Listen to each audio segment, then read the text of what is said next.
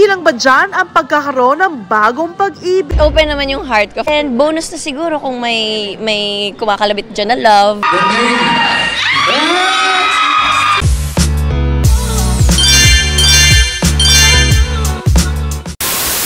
Magandang araw mga kachika! Rigel po ulit ang inyong Chika Patrol. Bago tayo magsimula mga kachika, inaanyayahan ko muna kayong mag-subscribe dito sa ating munting channel para palagi kayong updated sa mga latest at nagte-trending na mga showbiz balita. Kahapon lang mga kachika, gumawa ako ng content tungkol nga dito sa interview ni Boy Abunda kay Sian Lim.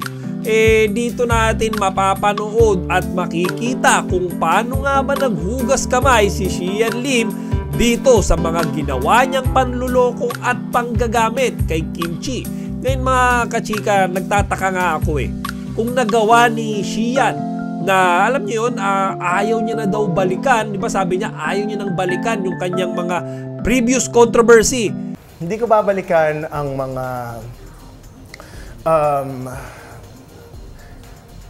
siguro yung mga I have my own shares of controversies and it's a learning process, you know. I don't know what's happening, so maybe yun yung mga ganon, hindi ko siya babalikan because alam naman natin na ang tinutukoy niya dyan yung breakup nila ni Kim.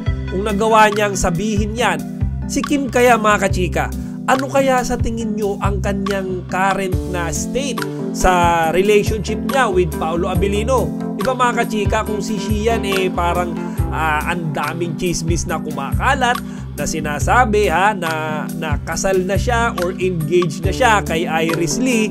Si Kim kaya mga kachika, ano kaya yung title nila ngayon talaga ni Paolo Abilino? Open na ba talaga si Kim sa isang bagong relasyon? Or siya hindi pa rin nakaka-move on dito sa kanyang ex-boyfriend na si Sian? Kaya ang tanong nating lahat ng mga Kim Pao fans, ano ba talaga ngayon si Kim at si Paolo? Si Kim ba talaga willing na maging boyfriend si Paolo off camera? Di ba mga kachika, kasi napaka-sweet, napaka-lambing nila kapag sila ay nasa harap ng camera. Hindi natin alam kung scripted lang ba yan or alam nyo yun, ginagawa lang nila yan para ma-promote yung love team nila, or talagang meron na silang namumuong relasyon. At dito sa isang interview na napanood ko mga kachika, dito ko na-realize na talagang si Kim totally nakamove ko na dito kay Sian Lim. Di ba mga kachika, alam naman nating lahat na siya ginamit lang at niloko netong kanyang ex-boyfriend na to. Sa interview na to mga kachika, sinasabi ko, dito ko napatunayan na siya yun nga, nakamove on na at okay na siyang tumanggap ng or pumasok sa isang bagong relasyon. Panoorin nyo to mga kachika. Speaking of new chapter, proud din shinare ni Kim ang bagong yugto ng kanyang buhay after ng breakup nila ni Love, Die, Repeat star Sian Lim. Kim version 3.0, hindi siya takot to try new things. Kasi marami namang mga bagay na nag-hold back sa atin. Now, it's time to try new things. Kabilang ba dyan ang pagkakaroon ng bagong pag-ibig? Open naman yung heart ko. For now, I enjoy muna my time being Mas focus daw muna sa work si Kim.